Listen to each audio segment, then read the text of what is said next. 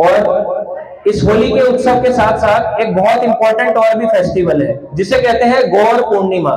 तो आप देखोगे जो गौड़िया वैष्णव यानी चैतन्य महाप्रभु के जो फॉलोअर्स थे, एक संप्रदाय चला, इसको कहते हैं गौड़िया वैष्णव संप्रदाय, जिसे गौड़िया संप्रदाय भी बोल दिया जाता है।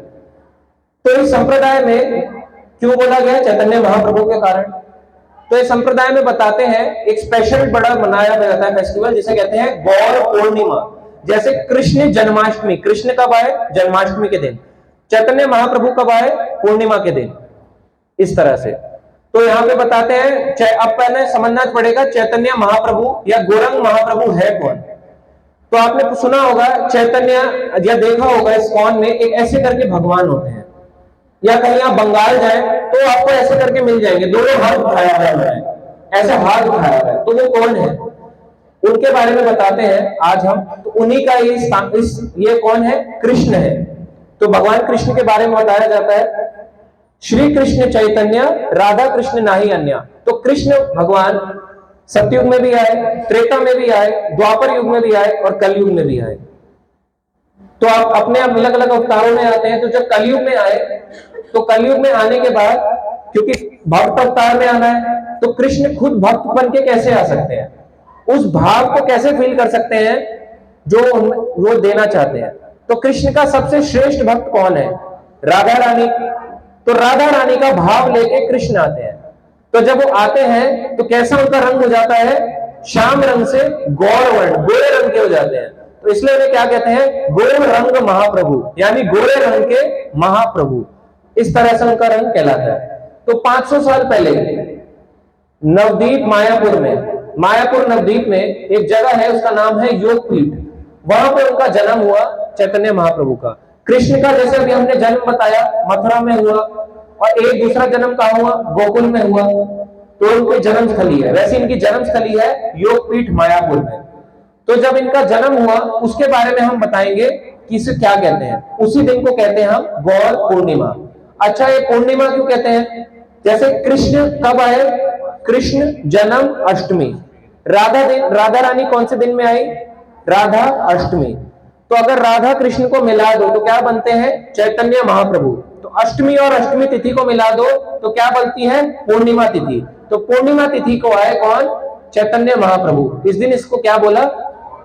गौर पूर्णिमा।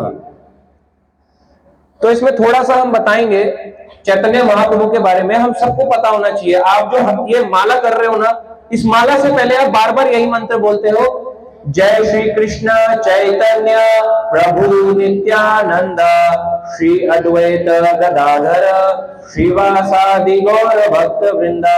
तो यही इनकी कृपा से ही आप जप रहे हो। हम में इतनी शक्ति नहीं है कि ये मंत्र को हम जप कर सकें, और इस मंत्र में आप इतनी त्रुटि करेंगे तो भगवान आपसे नाराज हो जाएंगे, कृष्ण नाराज हो जाएंगे, मेरा मंत्र कितनी गलत तरीके से जप रहा है। मगर जब वो भक्त रूप में आते हैं, राधा रानी ज्यादा कृपालु है, तो आपकी जितनी भी त्रुटियां होती हैं उसको माफ करते हैं। जैसे हम होते हैं, हरे कृष्ण कृष्ण कृष्ण हरे हरे राम राम ऐसे करके थोड़ी देर में शुरू हो जाता है, उसको खुद नहीं पता होता बोल क्या है, हरे कृष्ण हरे कृष्ण हरे कृष्ण, पता नहीं वो क्या बोल रहा है, इतनी गलतियां वो खुद कर रहा है।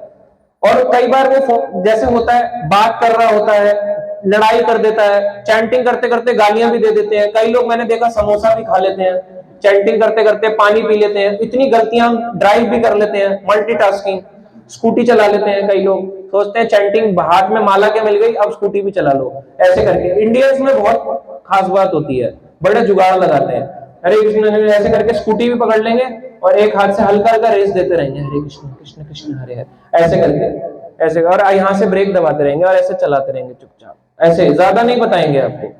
इंडियंस बहुत जुगाड़ करते हैं। तो इस तरह से चैतन्य महाप्रभु आए गौर पूर्णिमा के दिन। तो बताते हैं इन्होंने कितने साल तक लीला करी? 48 वर्ष। इनका जन्म हुआ 1486 में, 1486 से कब तक रहे? 1534 तक, 48 ईयर्स तक इन्होंने लीला करी। तो 48 ईयर्स जो इनके थे, उसमें शुरू के जो 24 साल है उसमें एक गृहस्थ थे और अगले 24 साल तक ये सन्यासी थे। तो जो शुरू के 24 साल है उसको चैतन्य चरितामृत एक ग्रंथ है, जैसे आप सब देख रहे हो, ये ग्रंथ कहलाता है चैतन्य चरितामृत। ये चैतन्य चरितामृत है, इसमें इनके चरित्र के बारे में लिखा है। तो जो इनके शुरू के 24 वर्ष है उसको बताया आदि लीला, इनकी बिगिनिंग की लीला है। अगले जो इनके 24 वर्ष है उसको दो पार्ट में डिवाइड किया, शुरू के 6 साल और फिर बाद के 18 साल। जो सन्यास के इनके 24 साल थे, शुरू के जो 6 साल है इसमें इन्होंने दक्षिण भारत और कई जगहों की, वृंदावन, कई जगहों की यात्रा करी, अयोध्या, इन जगहों की यात्रा करके बंगाल में वापस आए। तो 6 साल इन्होंने ट्रैवलिंग करी और प्रचार किया, तो वो आता है मध्य लीला में।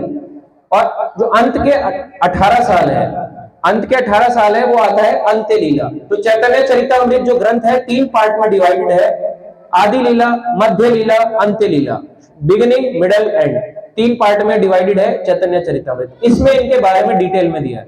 जैसे कृष्ण के बारे में भागवत पुराण है, चैतन्य महाप्रभु के बारे में चैतन्य चरितामृत है। और 5000 साल पहले इनकी भविष्यवाणी हो गई थी, एक समय आएगा, क्या आएगा, कृष्ण वर्णम त्विषा अकृष्णम संगुपांगास्त्र पार्षदम यज्ञ संकीर्तन प्राये यजन्ते ही सुमेधसा।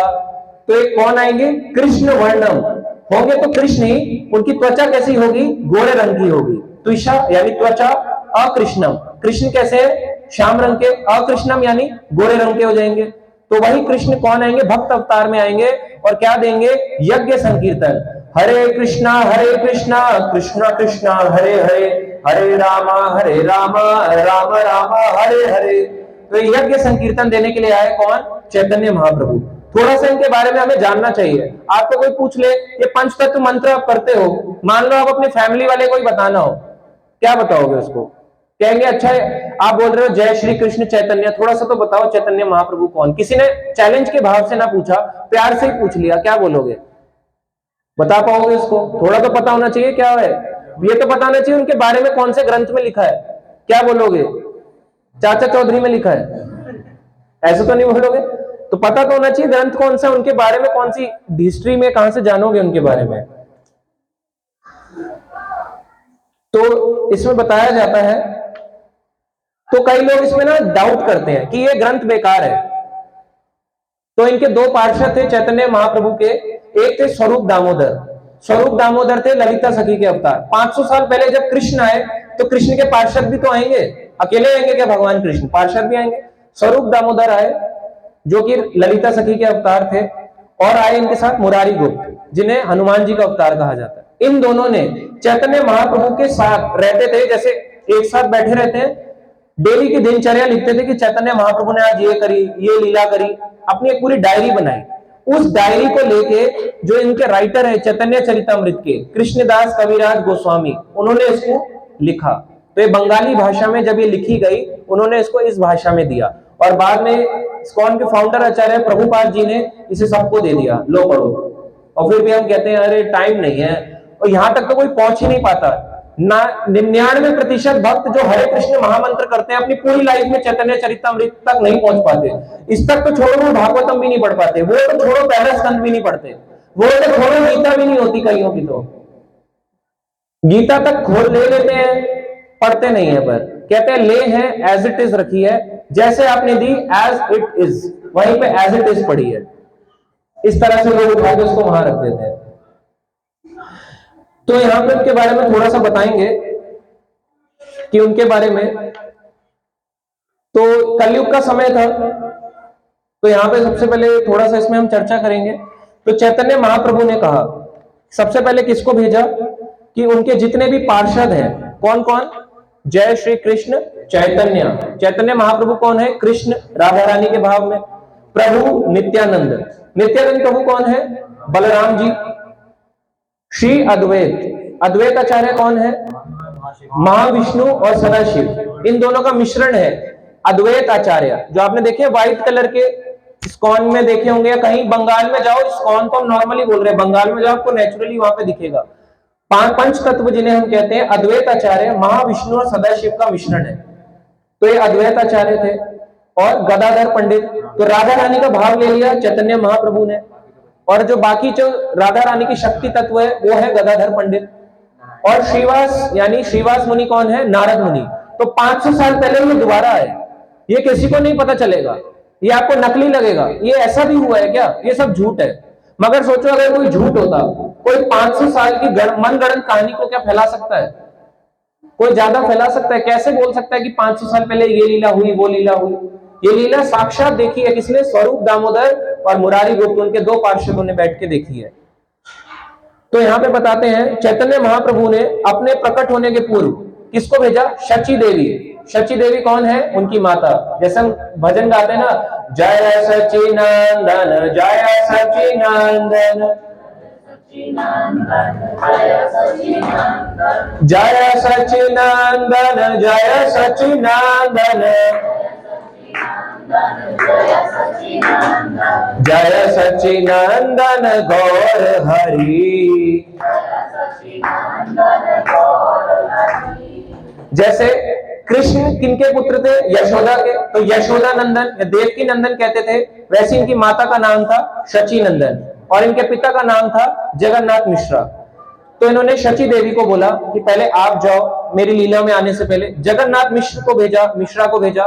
माधवेंद्रपुरी, जिन्होंने गौड़िया वैष्णव संप्रदाय बनाया, इस संप्रदाय को बनाने वाले चैतन्य महाप्रभु से पहले एक आए आचार्य जिनका नाम था माधवेंद्रपुरी, तो उन्होंने संप्रदाय को बनाया। केशव भारती, चैतन्य महाप्रभु ने अपने गुरु को भेजा ईश्वरपुरी, जो उनके साक्षात वहां पे रहते हैं नवद्वीप में ऊपर। अद्वैत आचार्य, श्रीवास पंडित, गदाधर पंडित, श्रीवास मुनि, सबको भेजा अपने की जाओ और मेरी लीलाओं का पार्टिसिपेट करो। तो इस तरह से बना। तो चैतन्य महाप्रभु जब बताते हैं, उनकी माता का नाम था शची देवी, जो कि बहुत ही पतिव्रता थी, और उनके पिता जो थे जगन्नाथ मिश्रा, वो क्या थे? एक ब्राह्मण थे। और इनके नाना जी का नाम था नीलांबर चक्रवर्ती। तो नीलांबर चक्रवर्ती एक बहुत ही बड़े ज्योतिष आचार्य थे। तो वो जानते थे कि ऐसा एक व्यक्ति आने वाला है इस संसार में, एक ऐसा आने वाला है जो अद्भुत लीलाएं करेगा, अति मानवीय लीलाएं जो किसी मानव के बस की नहीं है, एक ऐसी लीलाएं होने वाली है। तो उस समय की बात है, ये करीब आज से 500 साल पहले की बात है, सन 1486 के समय की। तो उस समय बताते हैं कि नवद्वीप के सारे भक्त जितने भी थे, नवद्वीप कैसा है? जैसे हमने ब्रजमंडल अभी आपको होली के बारे में बताया कि ब्रजमंडल में क्या है? नंदगांव, गोवर्धन, बरसाना, वृंदावन, कामावन, भांडीरवन, अलग अलग जगहें हैं। वैसे ही नवद्वीप है। नवद्वीप बंगाल की एक जगह है, जैसे कलकत्ता है वैसे नवद्वीप है, मगर कलकत्ता भौतिक है, ये आध्यात्मिक है, ये भगवान का धाम है। तो नवद्वीप में 9 आइलैंड है। क्या है? 9 द्वीप, 9 आइलैंड्स हैं। इस 9 आइलैंड्स में चैतन्य महाप्रभु की लीलाएं हुई। और ये कितना बड़ा है? ये है 48 किलोमीटर का, 48 किलोमीटर के अंदर ये नवद्वीप की परिक्रमा होती है। तो ये जो नवद्वीप है, यहाँ पे जितने भी भक्त थे ये सारे कहाँ आते थे? अद्वैत आचार्य के घर। जैसे आपने देखा होगा अद्वैत आचार्य, जिनका आप ये पंच तत्व मंत्र में नाम जपते हो, जय श्री कृष्ण चैतन्य प्रभु नित्यानंदा श्री अद्वैत गदाधर श्रीवासादि गौर भक्त वृंदा, अद्वैत आचार्य, इनके घर आए। तो सारे जब आते थे यहाँ पे अद्वैत आचार्य से सुनने आते थे भगवान की लीलाओं के बारे में। तो इस प्रकार से लोग आते थे। तो अद्वैत आचार्य जी इनको भगवत गीता और श्रीमद् भागवतम सुनाया करते थे। तो इनको खूब सुनाया करते थे और लोगों को बड़ा आनंद आता था। उस समय जो जमाना था वो मुसलमानों के राज्य के अंडर आता था। हमारा भारत पे मुसलमानों का कब्जा था। तो बताते हैं वैदिक संस्कृति के जितने भी हमारे शास्त्र थे उनको दबा दिया गया था। लोग डर डर के जाते थे। तो अद्वैत आचार्य के घर में जाते थे, क्योंकि वो तो स्वयं भगवान है, महाविष्णु, विष्णु और सदाशिव का मिश्रण है, स्वयं भगवान है, वो तो कुछ भी कर सकते हैं। उनसे भागवत कथा सुनने जाते थे लोग। तो जब वो जाते थे सारे वैष्णव वहां पे जाके कीर्तन भी करते थे हरे कृष्ण महामंत्र का। तो वहां पे ये कीर्तन किया जाता था। तो हरे कृष्ण महामंत्र ऐसा नहीं था कि चैतन्य महाप्रभु ने आने के बाद दिया, उनके आने से पहले भी था। कोई बोलेगा क्या सतयुग में नहीं था हरे कृष्ण महामंत्र? सतयुग में भी था, त्रेता में भी था, द्वापर में भी था, ये हमेशा से था। जब ये ब्रह्मांड भी नहीं था उससे पहले भी था। आप बोलोगे कैसे था? हम कैसे मान ले हरे कृष्ण महामंत्र पहले था? जैसे कोरोना आया, कोरोना में कौन कौन सी डोज दी गई? सबसे पहले क्या बोला? पीसीएम ले लो। जब लगा कि अभी पहला स्टेज ही है, लोगों का पीसीएम से और थोड़ा हाथ धोने से भी, बेसिक हाइजीन से भी लोग ठीक हो सकते हैं, तो पहला प्रिकॉशन ये दिया, इससे ठीक किया। जब इससे बात नहीं बनी तो क्या दिया? उसके बाद वैक्सीन देना स्टार्ट किया। वैक्सीन में डोज 1, फिर डोज 2 दी गई, तो जब डोज 1 दी गई वो भी फेल हो गई तो डोज 2 दी, डोज 2 फेल हो गई तो बूस्टर वैक्सीन आई। इस तरह से लोगों ने 3 वैक्सीन लगाई। लगी आप सबके? तो जिसके नहीं लगी वो लगवा लेना, नहीं भी लगी तो चलेगा। तो 3 वैक्सीन ये आई। तो इसका मतलब है बूस्टर वैक्सीन कब आई? जब सब बीमारी सबसे ज्यादा भयानक थी। तो ऐसा तो नहीं कि बूस्टर डोज पहली स्टेज में दे दी गई। पहली स्टेज में दे दी क्या बूस्टर डोज? आया है बेचारा बुखार है, ले लो बूस्टर डोज को चुबा दिया, लो बूस्टर डोज जबरदस्ती का। तो तब दी जाती है जब लोगों की हालत सबसे ज्यादा खराब होती है। सतयुग में जो था भक्ति का काल था, लोग ऑटोमेटिकली भक्ति में जल्दी आ जाते थे। तो भक्ति में जल्दी आ जाते थे तो उन्हें क्या मंत्र दिया जाता था? ओम नमो भगवते वासुदेवाय, इतना जपो आपको भगवान की प्राप्ति होगी।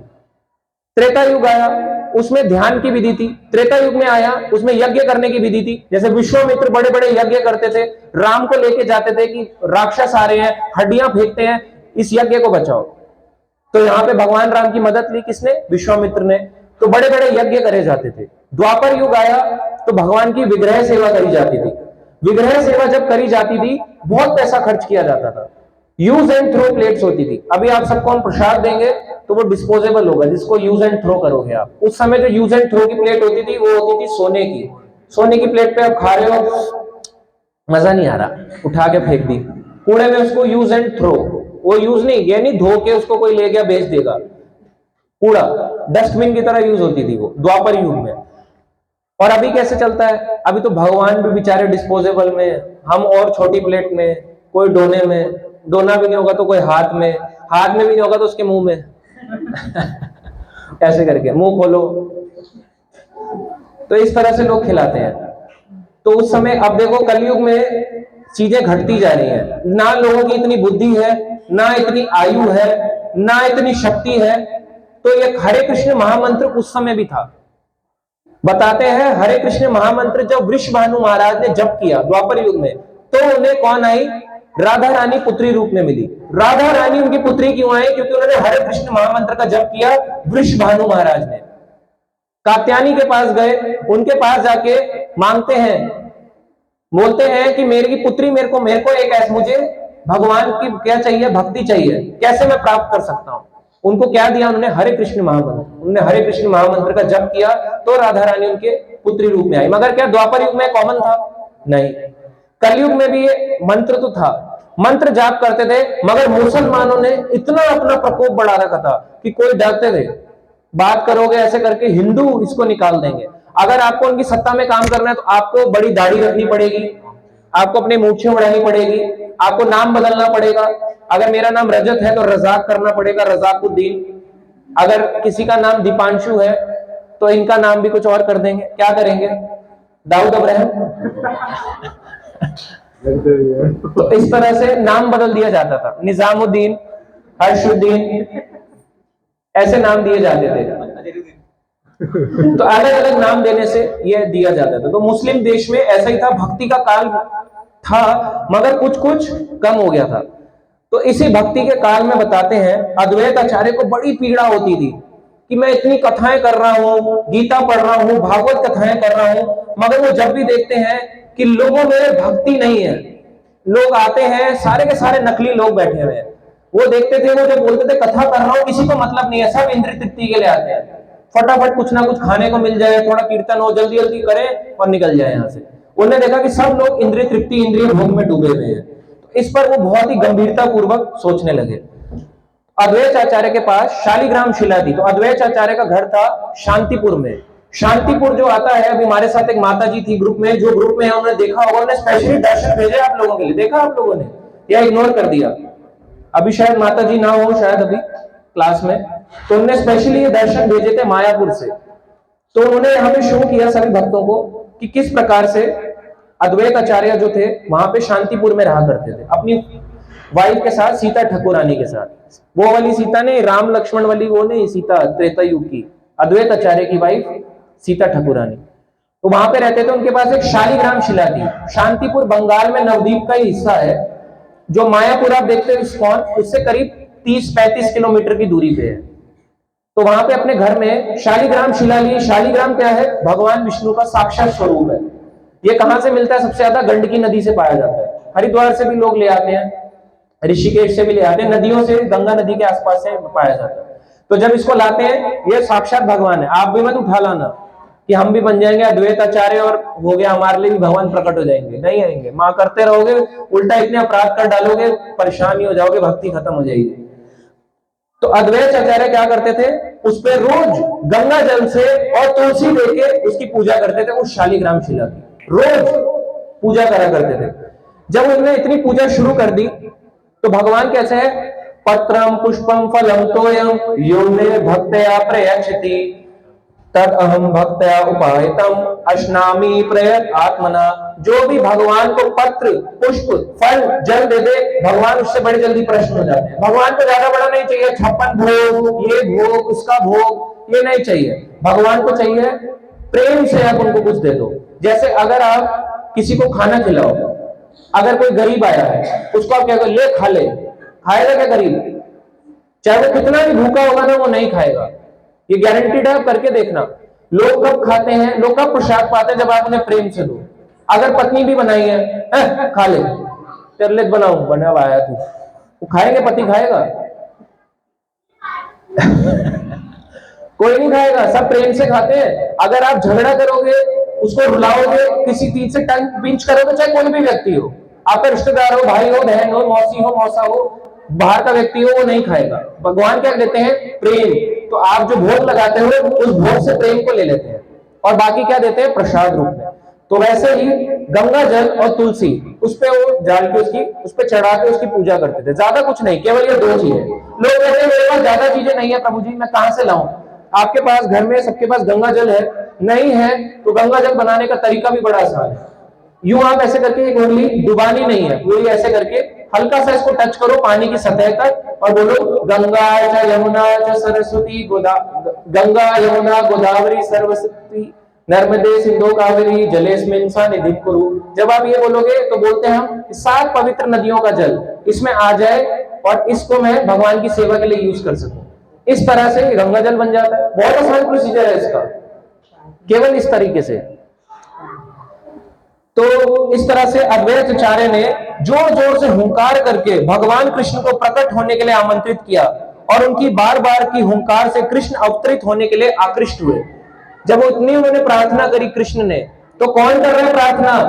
महाविष्णु, सदाशिव के मिश्रण, कोई साधारण व्यक्ति नहीं कर रहा। भगवान महाविष्णु ने प्रार्थना करी, किससे? कृष्ण से। लोग कहते हैं विष्णु से कृष्ण आए, यहां क्या पता चल रहा है? कृष्ण से विष्णु आए हैं। महाविष्णु ने प्रार्थना करी किसकी? कृष्ण की, कि आप आ जाओ, कलयुग बढ़ता जा रहा है, हम प्रचार नहीं कर पा रहे हैं, लोग बहुत ही इंद्रिय भोग में डूबे हुए हैं। इस प्रकार से बताया जाता है चैतन्य महाप्रभु के जन्म के पूर्व जगन्नाथ मिश्रा की पति शची माता की कोख से एक एक करके 8 पुत्रियां जन्म ले चुकी थी, किंतु उन सबके जन्म के तुरंत बाद मृत्यु हो गई। तो पहले शची माता और जगन्नाथ मिश्रा, इनके 8 पुत्रियां हुई। जैसे ही जन्म हुआ इनकी मृत्यु हो गई। जैसे कृष्ण के पहले 6 बालकों का जन्म हुआ, सब कंस ने उनकी मृत्यु कर डाली, तो वैसे इनकी मृत्यु करी नहीं गई, पर एक होता है ना डेथ, इनकी इस तरह से हो गई।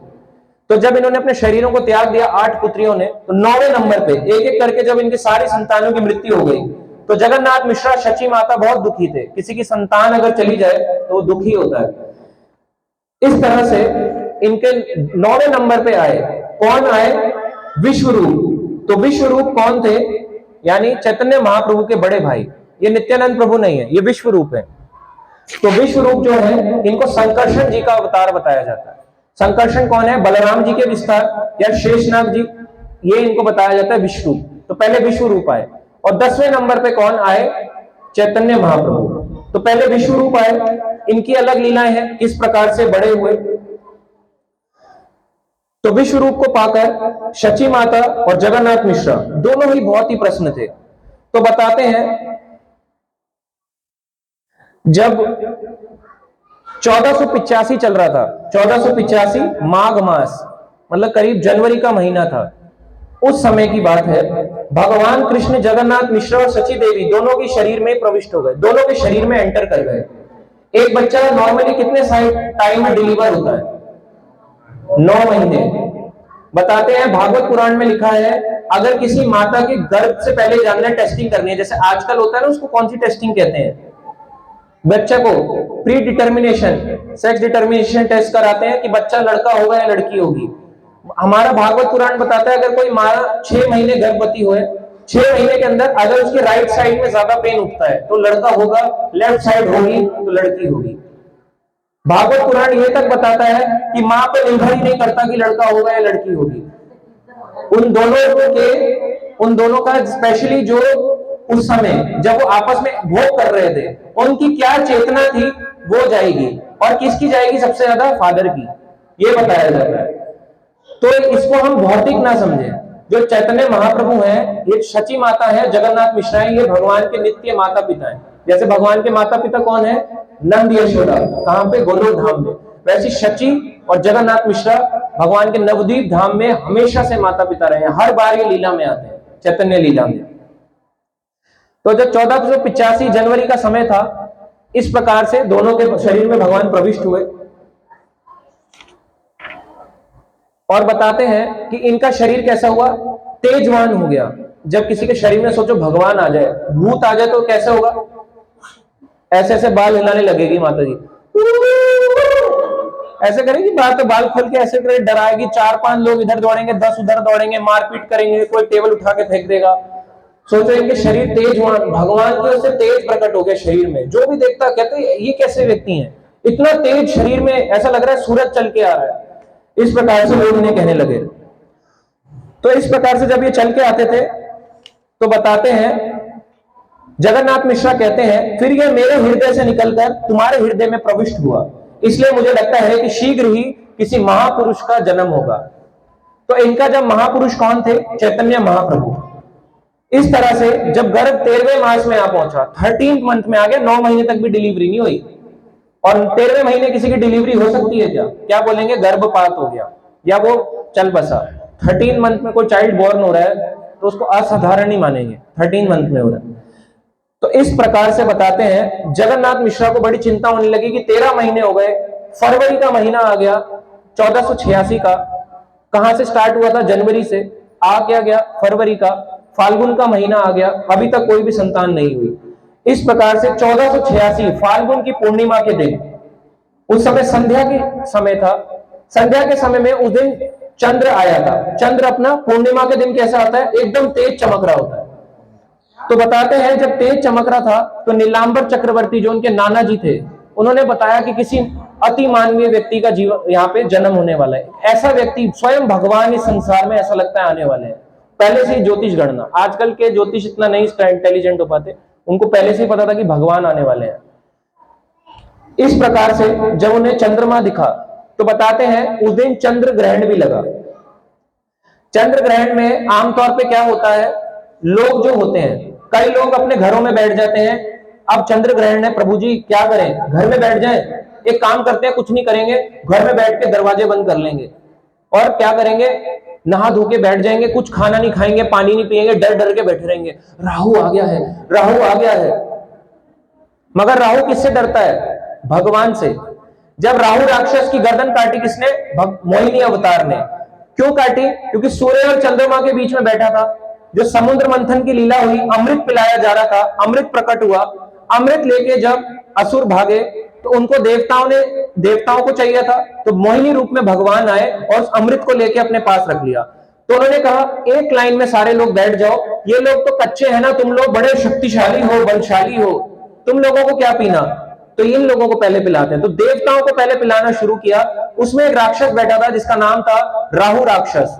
तो राहु राक्षस की कंप्लेंट कर दी, सूर्य और चंद्रमा के बीच में बैठा था, उनकी कंप्लेंट कर दी, बोले कि ये वही राहु राक्षस है, आपने इसको कैसे दे दिया। और जैसे उसने अमृत का पान किया, भगवान तो सब जानते थे, भगवान ने इसलिए पान कराया, भगवान इस बात की गारंटी देना चाहते थे कि उस अमृत में इतनी शक्ति है, चाहे शरीर का विनाश हो जाए, मगर क्योंकि कंठ तक उस अमृत को डाल लिया है तो सर बचा रहेगा। तो जैसे ही राहु राक्षस का शरीर अलग हुआ, शरीर नीचे गिरा, तो बताते हैं इसको कहने लगे केतु, और जो ऊपर का मुंह बचा ये बचा राहु। तो इसलिए राहु और केतु ये दो अलग अलग नाम से जाने लगे। तो राहु और राक्षस आता है, चंद्रमा पे उसको खाता है और यहां से उसकी गर्दन से, मुंह से खाता है, और गर्दन क्योंकि कटी हुई है तो निकल जाता है। तो इसको हम कहते हैं ग्रहण काल। अब वो किससे डरता है राहु राक्षस? भगवान से। तो इस समय क्या करना चाहिए? जोर जोर से हरे कृष्णा कृष्णा कृष्णा हरे हरे, हरे राम राम राम हरे हरे। तो इस समय बताते हैं चंद्र ग्रहण का समय था। चंद्र ग्रहण के समय में सारे लोग पवित्र नदी को जाते हैं, ये लोग भी गए। इस तरह से सारा जगत, केवल ये नहीं बोला इंडिया में मायापुर, ये नहीं बोला नवद्वीप, ये नहीं बोला बंगाल, ये नहीं बोला इंडिया, पाकिस्तान, भारत हो, अमेरिका हो, यूरोप हो, कोई भी हो, पूरा जगत, ऊपर के लोग नीचे के लोग क्या कर रहा था? भगवान कृष्ण के पवित्र नाम का कीर्तन कर रहा था। और वो जानते थे अब कौन आने वाले हैं? स्वयं भगवान कृष्ण आने वाले हैं। तो इस प्रकार से जब सारे लोग प्रसन्न थे, तो आप बोलोगे मुसलमान लोगों का राज्य था, वो कैसे जप कर रहे थे? आप बोल रहे हो कि पूरा संसार था। और उस समय तो भगवान आए इसलिए क्योंकि कलयुग था, मुसलमान लोग बहुत बड़े हुए थे, हमारा धर्म का पतन हो रखा था। तो मुसलमान क्या है? वो भी तो एक जीवात्मा है जो भगवान को भूला बैठा है। तो जब इतने सारे लोग थे तो भगवान का कीर्तन मुसलमानों ने कैसे किया? तो बताते हैं यहां पे चैतन्य चरितमृत के आदि लीला 13वें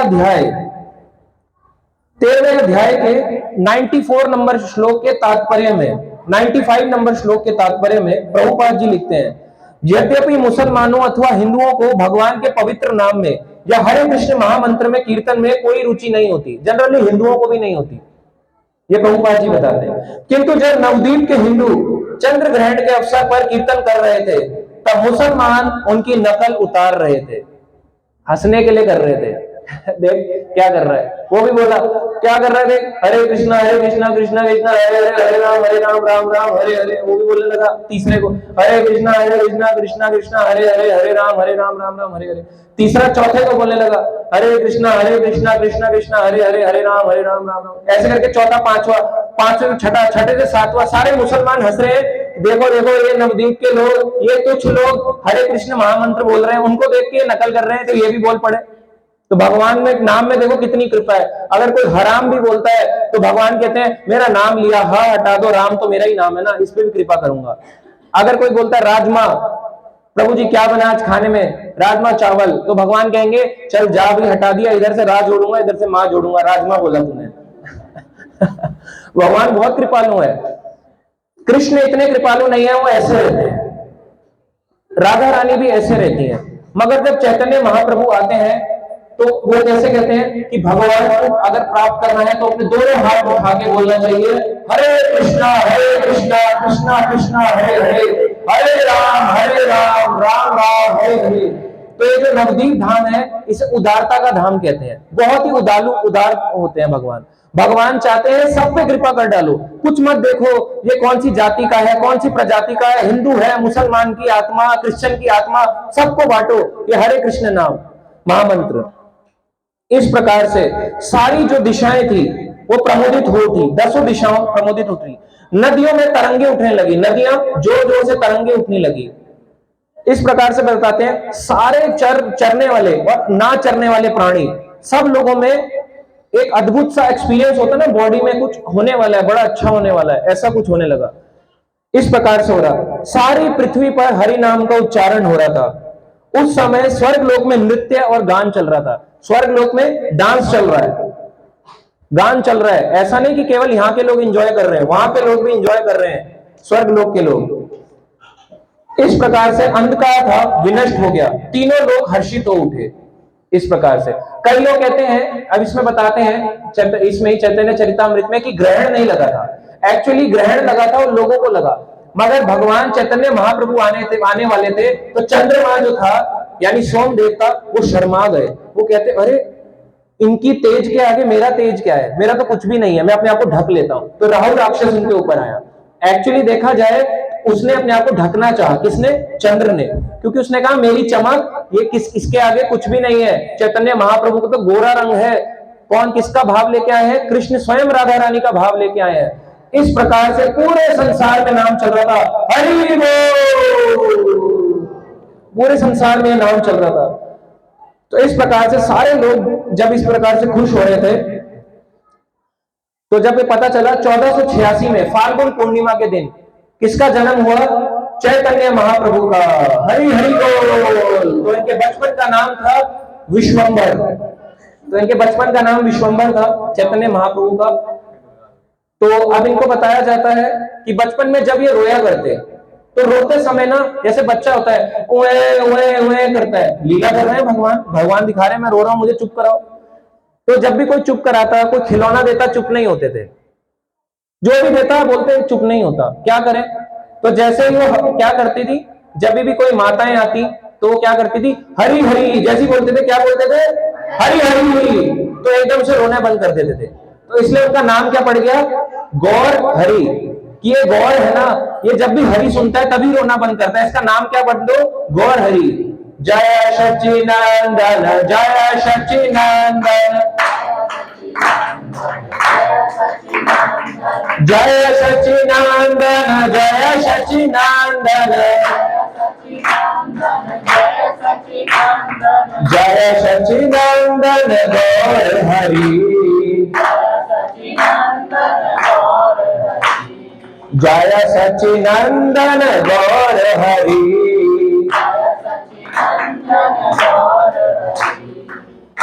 इस तरह से भगवान का अवतरण हुआ इस संसार में। अच्छा, भगवान कई लोग कहते हैं कि ये कृष्ण के अवतार है। जैसे अभी कुछ भक्त क्लास लेके आए तो ये अवतार है या अवतार लेने वाले हैं, अवतारी हैं या अवतार हैं, क्या मानते हैं आप इन्हें। सारे अवतारों के कारण है चैतन्य महाप्रभु या खुद कृष्ण के अवतार हैं, अवतारी हैं, वो खुद भगवान है। अब आप बोलोगे वो कैसे भगवान है स्वयं, क्योंकि है तो कृष्ण ही, अब भक्त रूप में आना है। अब अपने कोई कैसे फील कर सकता है, किसी दूसरे के भाव को लेगा तभी तो फील कर पाएंगे कि भक्त का भाव कैसा हो सकता है। इसलिए उन्होंने राधा रानी का भाव ले लिया और इस प्रकार से उनका नाम पड़ा गौरंग महाप्रभु। थे तो श्याम रंग के, तो उनका नाम क्योंकि राधा रानी का भाव लिया तो उनका नाम पड़ा गौरंग महाप्रभु। तो इसमें थोड़ा सा और हम बताएंगे, जरा सा इसमें है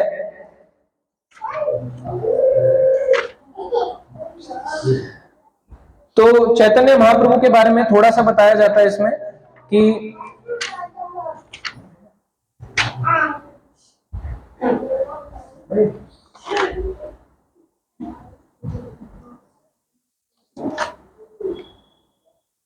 जब ये सब हुआ तो अद्वैत आचार्य को भी पता चला कि महाप्रभु का जन्म हो गया है। तो अद्वैत आचार्य और नाम आचार्य हरिदास ठाकुर, नाम आचार्य हरिदास ठाकुर वो थे जो 192 राउंड 192 माला जपते थे। ये शांतिपुर में अद्वैत आचार्य के घर में प्रसन्न होकर मुद्रा में नाच रहे थे, ऐसे ऐसे करके डांस कर रहे थे। क्यों, भगवान का जन्म हो गया। अब जैसे कल भगवान का जन्म हुआ है, अब हम कृष्ण जन्माष्टमी मनाते हैं, उस दिन फास्ट रखते हैं नहीं रखते, रखते हैं। सेवा करते हैं नहीं करते, करते हैं। तो हम कैसा फास्ट रखते हैं जन्माष्टमी का, जैसे एकादशी का होता है। कई लोग 12 बजे तक ही रखते हैं, मगर देखा जाए तो भगवान कृष्ण विष्णु तत्व या कृष्ण तत्व है। तो जैसे एकादशी का फास्ट होता है, एक अगर कोई जन्माष्टमी का व्रत कर ले तो उसे करोड़ों एकादशियों का फल मिलता है। मगर इसका मतलब ये नहीं होता कि एकादशी छोड़नी है, क्योंकि हम भक्ति मार्ग में है। एकादशी भी करनी है और क्या करनी है, जन्माष्टमी का व्रत भी लेना है। ऐसे ही राधाष्टमी का लोग व्रत लेते हैं, कब तक, क्योंकि शक्ति तत्व है तो 12 बजे तक लेते हैं। कृष्ण जन्माष्टमी का फुल डे लेते हैं। ऐसे ही चैतन्य महाप्रभु कौन है, भक्त है या भगवान है, भगवान है। तो भगवान कौन है, कृष्ण। तो कृष्ण का फास्ट जैसे फुल डे होता है, वैसे चैतन्य महाप्रभु का फास्ट पूरे दिन का होता है, जैसे एकादशी का होता है। अच्छा, कई बार लोग कहते हैं कि हम शाम को संध्या के बाद अन्न खा लेते हैं, तो क्या ये ठीक है, आप पा सकते हैं अन्न खाना मना नहीं है। मगर इसमें ध्यान देने वाली बात है, आप फास्ट क्यों रख रहे हो, कृपा पाने के लिए रख रहे हो, इच्छा पूर्ति के लिए रख रहे हो, क्यों रख रहे हो, और वो आपकी इच्छा को पूर्ति नहीं करेंगे। चैतन्य महाप्रभु तो वैराग के भगवान है, वैराग मांगोगे तुरंत देंगे, इच्छा मांगते रहोगे कुछ नहीं देंगे, मांगते रहो उनसे, वो देंगे नहीं। उदारता है, मगर कब उदारता होगी, जब हम उनसे भक्ति मांगेंगे, कृष्ण प्रेम मांगेंगे तो वो देंगे। उन्होंने हरे कृष्ण महामंत्र का क्यों आए थे, इस पूरे संपूर्ण पृथ्वी में जितने भी नगर और गांव है, चाहे वो सिटी हो चाहे गांव हो, हर जगह क्या दिए, हरे कृष्ण महामंत्र को देने आए। वो चाहते थे कि इस हरे कृष्ण महामंत्र का नाम हो। अच्छा, कोई आएगा तो स्वयं ये क्यों नहीं बोलेगा कि मेरा नाम लो गौरंगा गौरंगा, अपना नाम क्यों नहीं दिया उन्होंने। कई लोग उनके जो भक्त थे, जो उनसे खुश हुए, तो वो गौरंगा गौरंगा गौरंगा जपने लगे।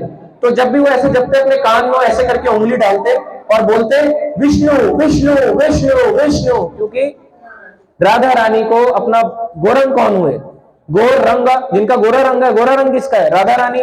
राधा रानी को जब अपना नाम सुनाओगे तो अपने कान में उंगली डाल लेती है, जैसे कई लोग बोलते हैं राधे राधे बोलते हैं, वो उंगली डाल लेती है। राधे श्याम बोलोगे, जय राधे श्याम सुनेंगे, हरे कृष्णा बोलोगे तो सुनेंगे। ऐसे ही जब गोरंग बोलते थे वो बंद कर देते थे, वो कहते थे क्या लो, बोलो कृष्ण का नाम, कहो कृष्ण का नाम, इस प्रकार से आते थे। तो यहां पे थोड़ा सा इसमें बताया जाता है, ये लास्ट है इसमें,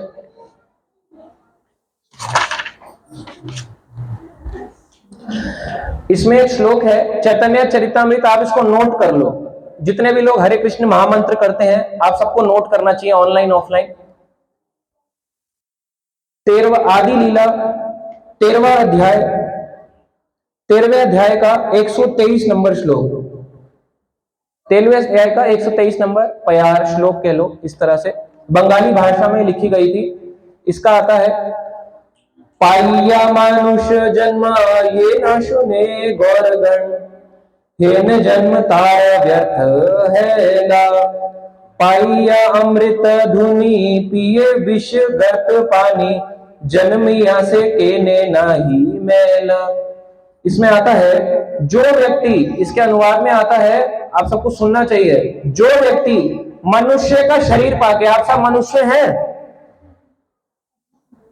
बहुत कम मनुष्य हैं, सब मनुष्य हैं या नहीं है, सब मानते हैं मनुष्य हैं। जो व्यक्ति मनुष्य का शरीर पाकर श्री चैतन्य महाप्रभु के संप्रदाय को ग्रहण नहीं करता, नहीं मानता, मैं नहीं मानता गौरंग महाप्रभु भी कुछ होते हैं, मैं नहीं मानता इसको, वह अपने सुअवसर को खो देता है, अपने स्पेशल इस ह्यूमन लाइफ को खो देता है। अमृत धुनी भक्त रूपी अमृत की प्रवाहमान नदी है। यदि मनुष्य शरीर पाकर कोई ऐसे नदी का जल पीने के बदले भौतिक सुख रूपी विषैले गड्ढे का जल पीता है, यानी भक्ति की नदी बह रही है, बोले मुझे नदी का पानी नहीं पीना, गड्ढे का पानी पीना है, अभी मेरी इच्छाएं पूर्ति करनी है शरीर के लिए, यदि कोई ऐसा करता है तो अच्छा यही होता कि वह जीवित रहने के बजाय बहुत पहले ही मर गया होता। इसमें लिखा है कि अगर उसने चैतन्य महाप्रभु को नहीं समझा, ये जो इन्होंने हरे कृष्ण महामंत्र की नदी दे रखी है कि कोई भी आके इसको पकड़ लो, जो इसको नहीं समझ पाया, अभी भी गड्ढे का पानी पीने में लगा है, तो बेटर है, वो कह रहे हैं मृत्यु हो जाना चाहिए उसको, वो मर जाए ज्यादा अच्छा। ये चैतन्य चरितामृत के राइटर कृष्णदास कविराज गोस्वामी जी लिख रहे हैं, और इसमें लिखते हैं आगे,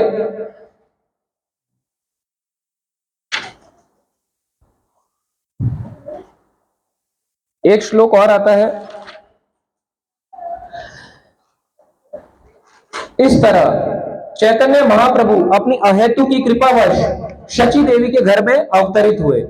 चैतन्य महाप्रभु उस किसी भी व्यक्ति पर अत्यंत कृपालु होते हैं, किस पर, जो उनके जन्म के इस वृतांत को सुनता है। आप सबने सुना या नहीं सुना, क्यों सुना रहा था आपको, जो चैतन्य महाप्रभु उस किसी व्यक्ति पर जो उनके जन्म की इस लीला को सुनता है उस पर अत्यंत कृपालु होते हैं, ऐसा मनुष्य महाप्रभु के चरण कमलों को प्राप्त करता है। आप सबको प्राप्त कर रहे हैं, नहीं करना, करना पड़ेगा, क्योंकि जिस दिन आपको चैतन्य महाप्रभु के बारे में पता चल गया ना, उस दिन आप वृंदावन जाके भी कृष्ण को नहीं ढूंढोगे, उस दिन ये ढूंढोगे अरे चैतन्य महाप्रभु कहां आए थे, आप जाके वहां पे महाप्रभु की लीलाओं को ढूंढोगे, क्योंकि वो उससे भी ज्यादा मिलेंगी आपको।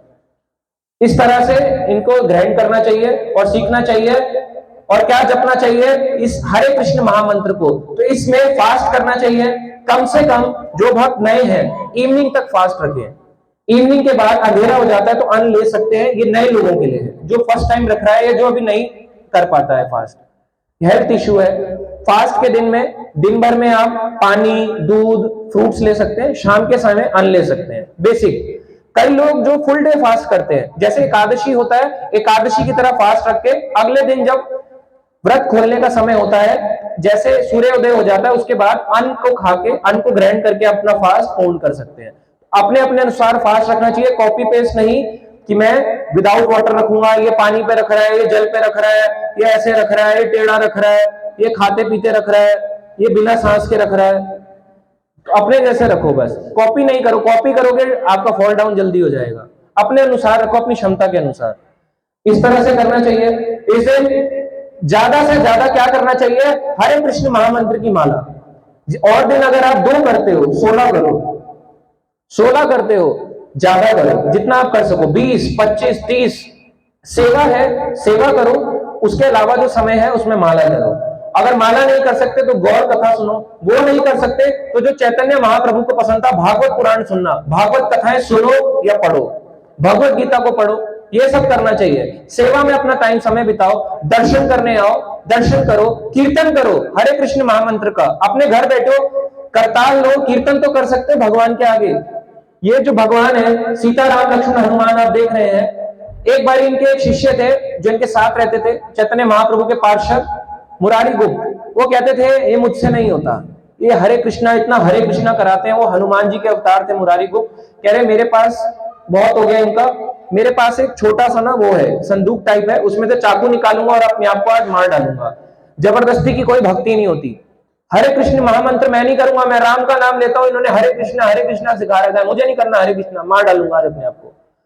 तो जब मारने जा रहे थे तो चैतन्य महाप्रभु ने कहा मुरारी गुप्त बताओ ये क्या है। मुरारी गुप्त, ये लीला स्थली आज भी है नवद्वीप में, मायापुर में लीला स्थली आती है, मुरारी गुप्त का घर है।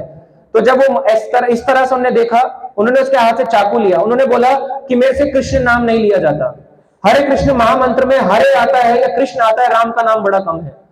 तो चैतन्य महाप्रभु ने अपना राम का स्वरूप दिखाया और मुरारी गुप्त को कहा कि मैं ही तो राम रूप हूं, है ना। केशव धृता राम रूपा जय जगदीश हरे, जय जगदीश हरे।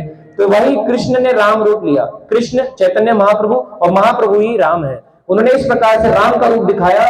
उन्होंने बोला ये जो हरे कृष्ण महामंत्र है, यदि आप इसको जपते हो, आपकी श्रद्धा राम के प्रति है तो राम के प्रति बढ़ जाएगी, नरसिंह के प्रति है तो नरसिंह के प्रति बढ़ जाएगी, महाप्रभु के प्रति है तो महाप्रभु के प्रति बढ़ जाएगी, राधा रानी है तो राधा रानी के प्रति, कृष्ण है तो कृष्ण के प्रति, जिसके प्रति आपकी शरणागति है, चाहे विष्णु के प्रति है, लक्ष्मी नारायण के प्रति है, उसके प्रति आपकी शरणागति बढ़ जाएगी। इस प्रकार से हमें हरे कृष्ण महामंत्र का जप करना चाहिए, चाहे मेरे आराध्य कोई भी हो, मगर मुझे हरे कृष्ण महामंत्र का जप करना है ज्यादा से ज्यादा। और क्या पढ़ना है, श्रीमद् भागवत या गीता या चैतन्य चरितमृत, कुछ भी पढ़े सुने, ज्यादा से ज्यादा सेवा के लिए आए।